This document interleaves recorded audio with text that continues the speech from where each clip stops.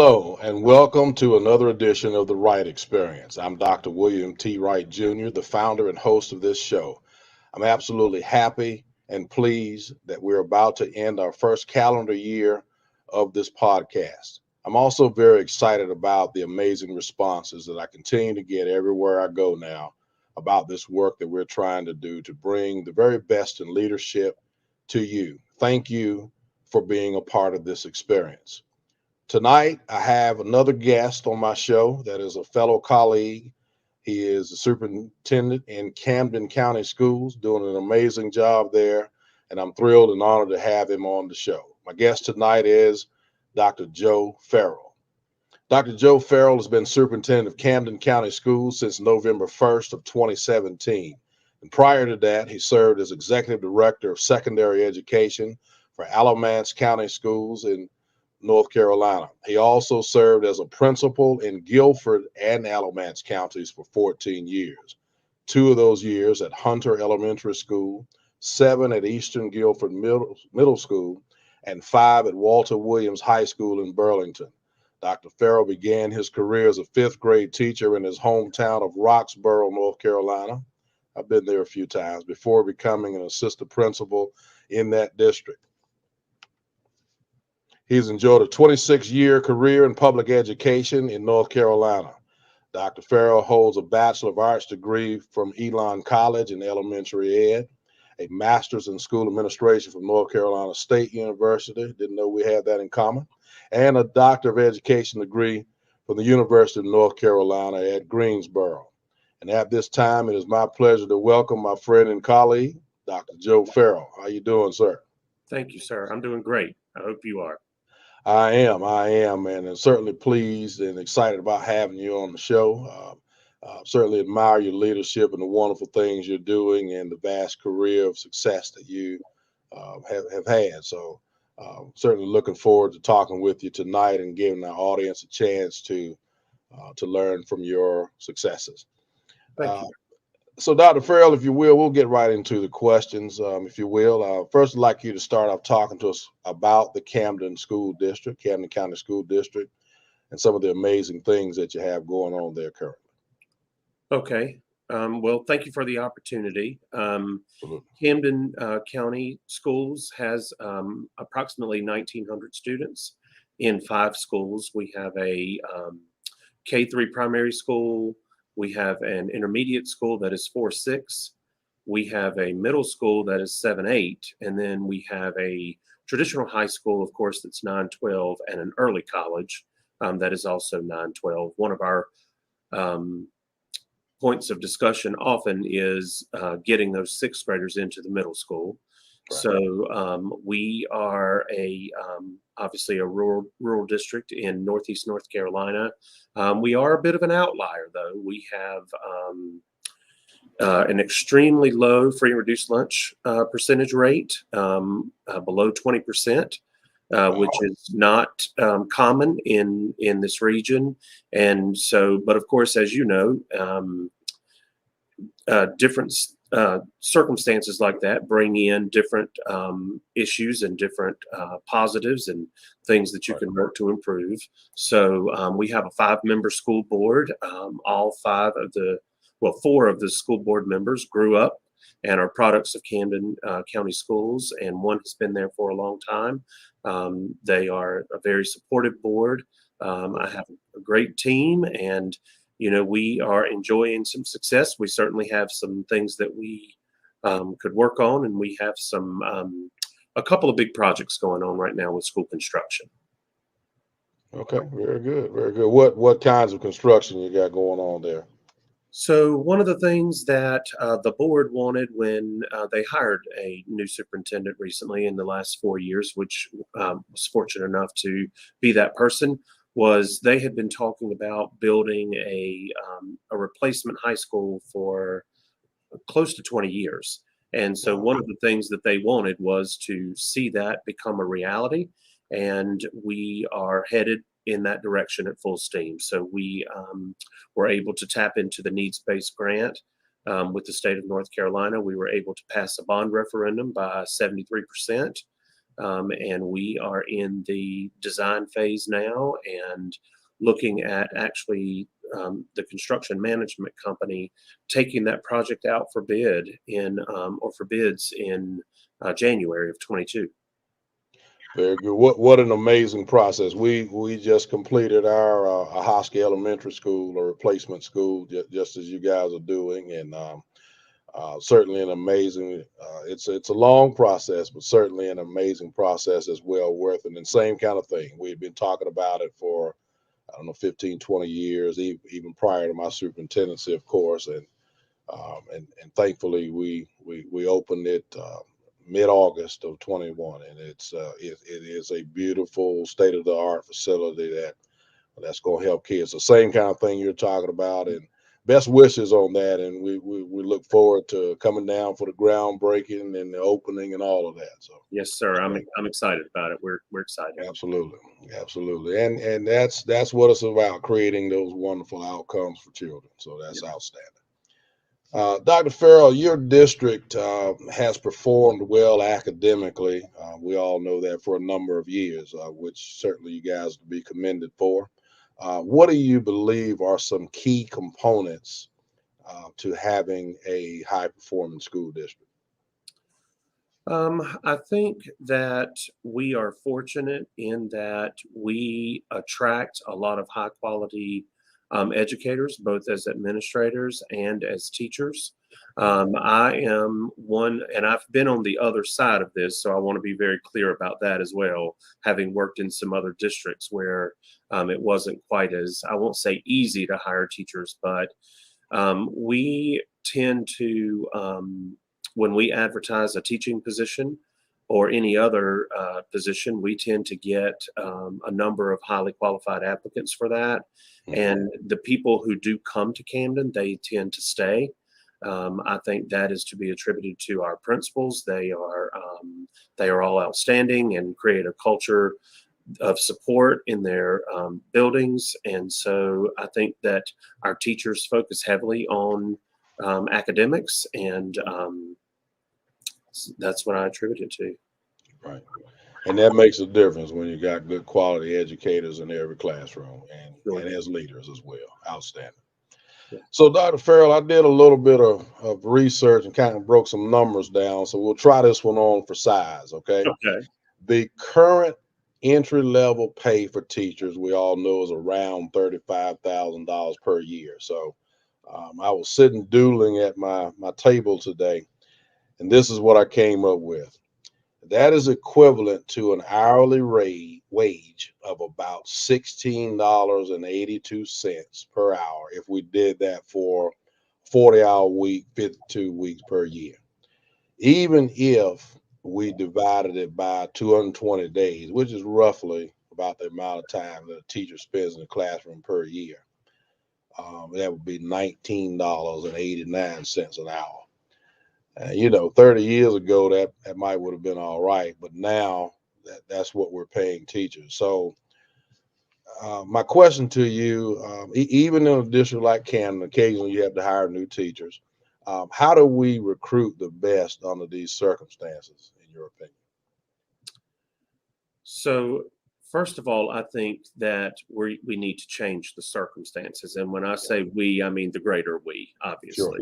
I think that we should not expect students coming out with a higher amount of college debt now than ever before, and opportunities to make so much more money doing other things. I don't think that we should expect our teachers to continue to teach during the day and wait tables at night or work at Target at night or that kind of thing. So when I get a magic wand that will allow me to do anything I'd like, we're going to start them off at much higher rates of pay, right? But until then, I think that what I have learned is you have to create a culture of support. I think that you have to make sure that teachers know that they're going to be supported when they come to your district. I think you have to make sure that once they get there that you show appreciation, and it's not always about gifts. but it's about support and showing up, in the same space as them, not asking them to do things that you're not willing to do, and that kind of thing. I think you also have to advocate for them. I think it really matters to teachers when they see us advocating for better pay for them, whether it be at the local level with supplement or at the state level. But I think that we are also about to see, all of us are about to see, probably one of the greatest shortages, certainly, that we've seen in the years that I've been doing this work. And so I think that we're all going to have to get very creative in attracting teachers to this work and keeping them there once they get there.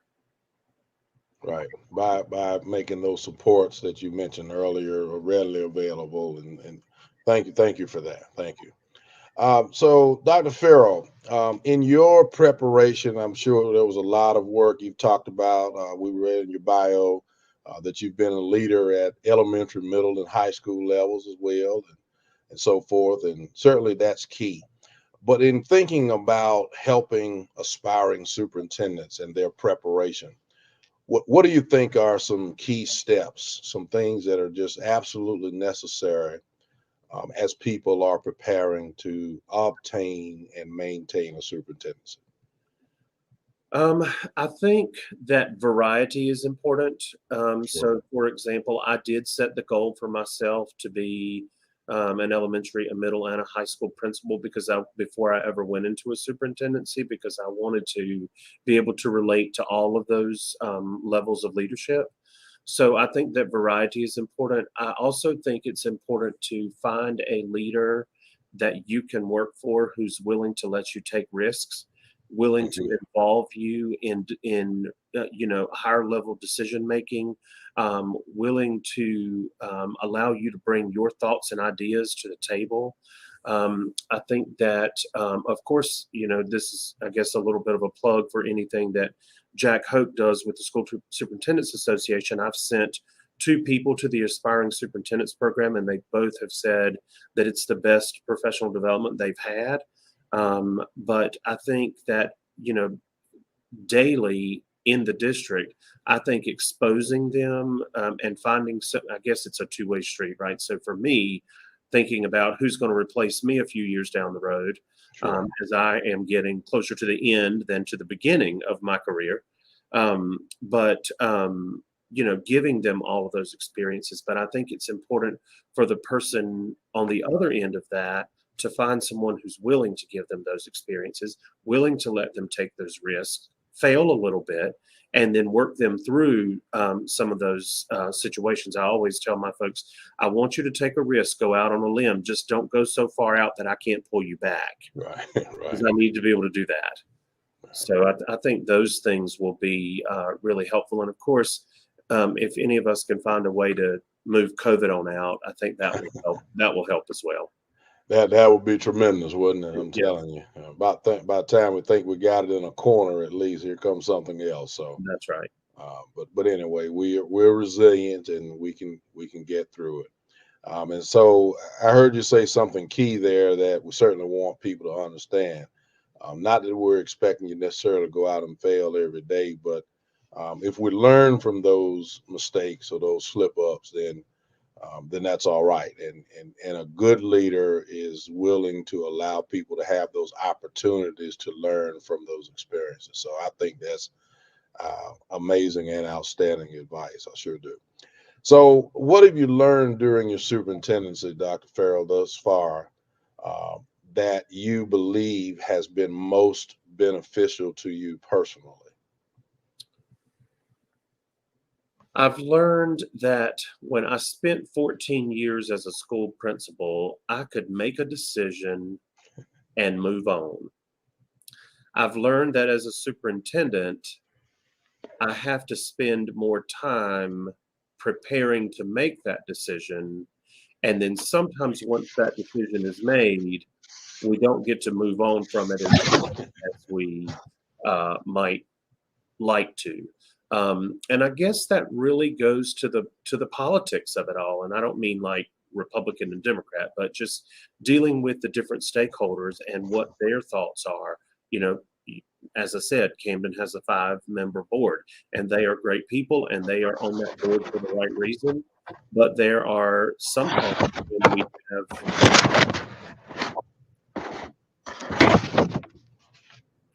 William, can you hear that noise? I don't now. Okay, I don't know what it was. Okay. I apologize for that. Nothing was That's moving okay. on my end. I just wanted to be sure.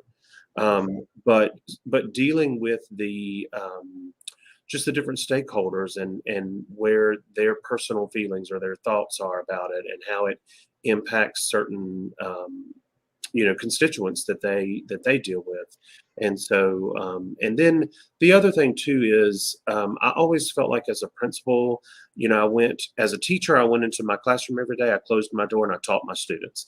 And as a principal, I went into the school every day and I closed the door, not literally, but closed the door, and I ran my school.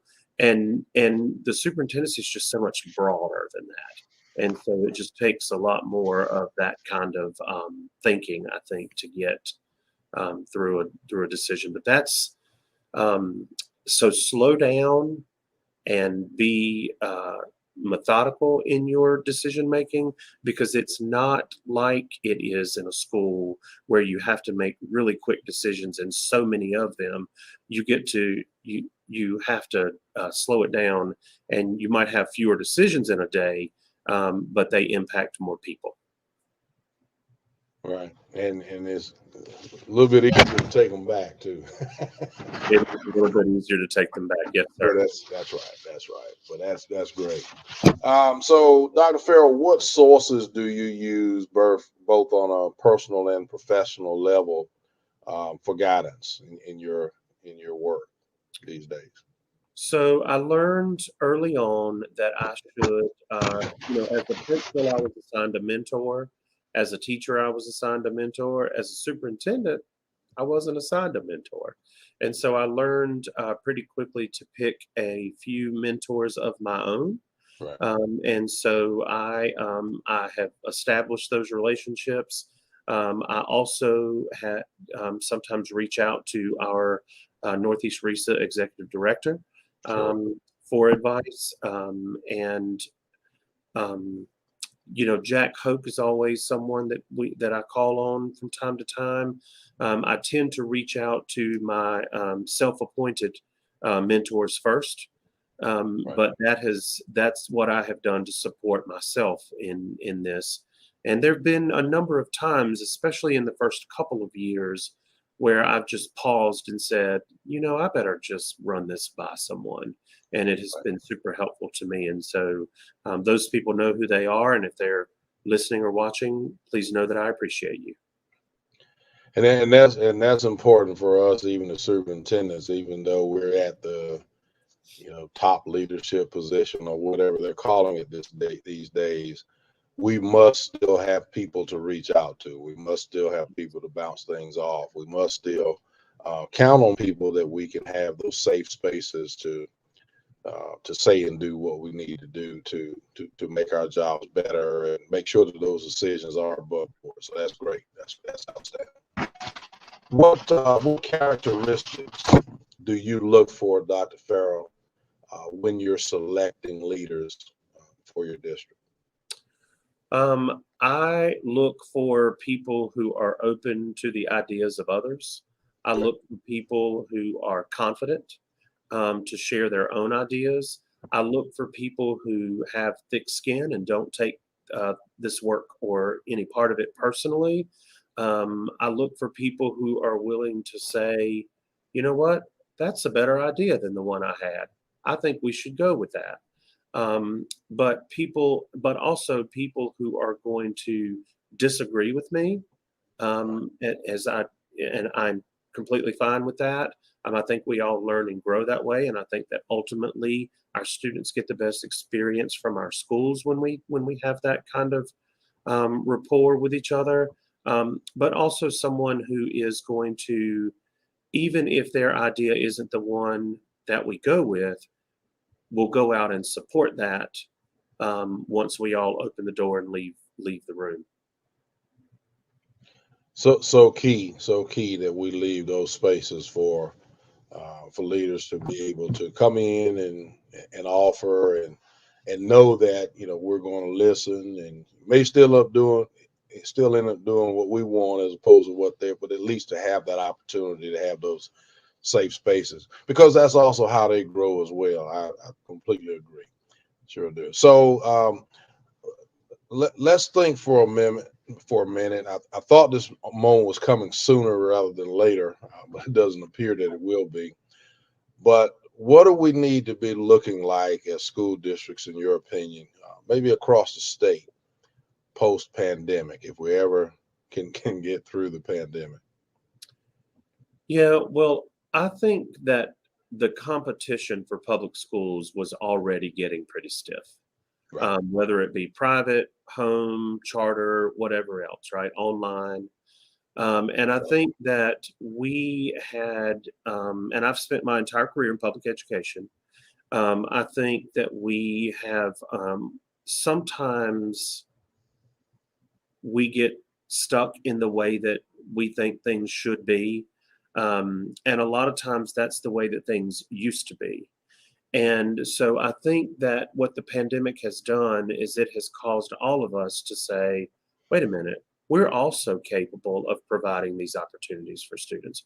We can also offer online learning for students. We can also offer those kinds of things. I think that one of the things that's going to be really critical is reaching out to and forming more partnerships with homeschool families and charter schools. I know that some districts, I will say that I have not done so much of this, but I know that some of my colleagues have established really good relationships with local charter schools in their districts to work together instead of what feels like working against each other sometimes.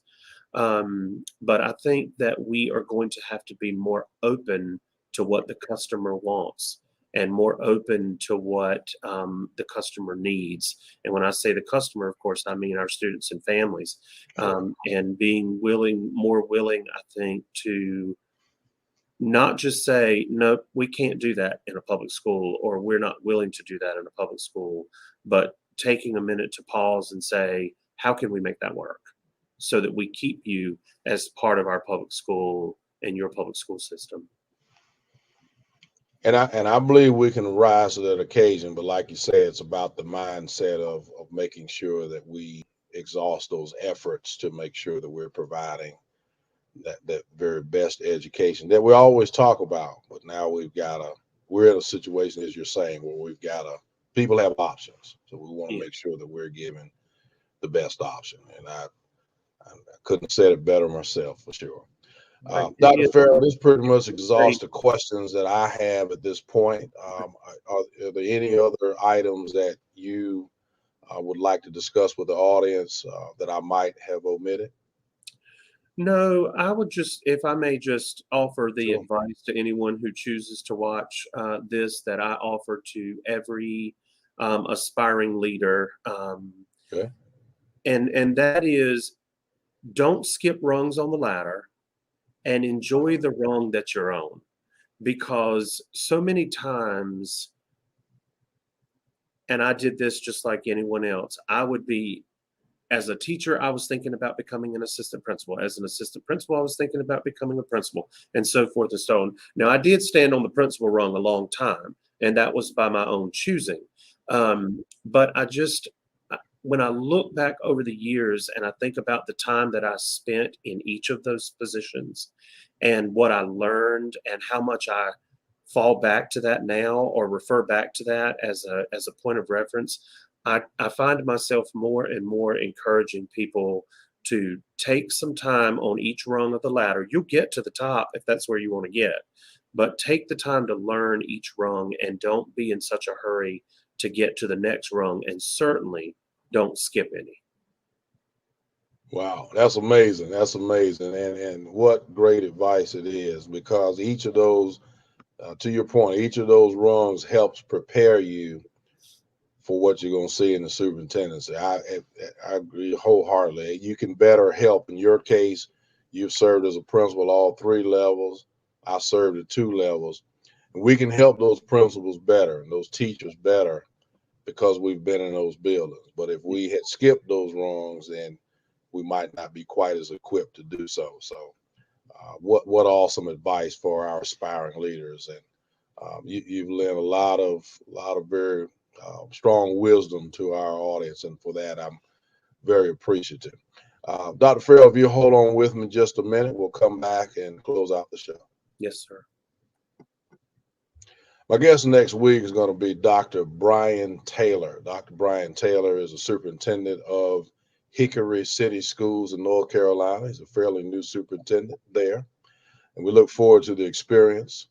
Also, and that'll be next Thursday, by the way, December 9th, 2021. And also, starting in January, we will be infusing, we'll still have educational leaders, but we'll also be starting to infuse leaders from other professions. We've got some healthcare professionals on tap. We've got some human resources professionals on board that are going to be representing businesses and many others. And so as you are viewing this podcast, if you can think of amazing leaders that I need to interview, by all means, please reach out to me and let me know that so that we can get that done. I'm absolutely thrilled and amazed that we've been able to continue to do this work. I'm looking forward to the next phase, and I'm looking forward also to continue to bring you amazing leaders, just like you've heard tonight from Dr. Joe Ferrell. Dr. Ferrell, my friend, I am appreciative of you being here and being a part of this and lending your wisdom to us. I'm also very amazed and thankful for your leadership and your wisdom that you lend to us. You probably don't talk quite as much at our meetings as I do, which probably might be a good thing. But certainly your comments and your insight is very much appreciated. And Camden County is certainly fortunate to have you there as their superintendent, continuing to lead them in the excellent way that you are. So congratulations to you. Thank you. And keep talking. I learn a lot from you. And I appreciate that. Well, thank you very much. And to the Wright Experience audience, this has been episode 38. And we are certainly appreciative of having the opportunity to bring this to you. Thank you and good evening.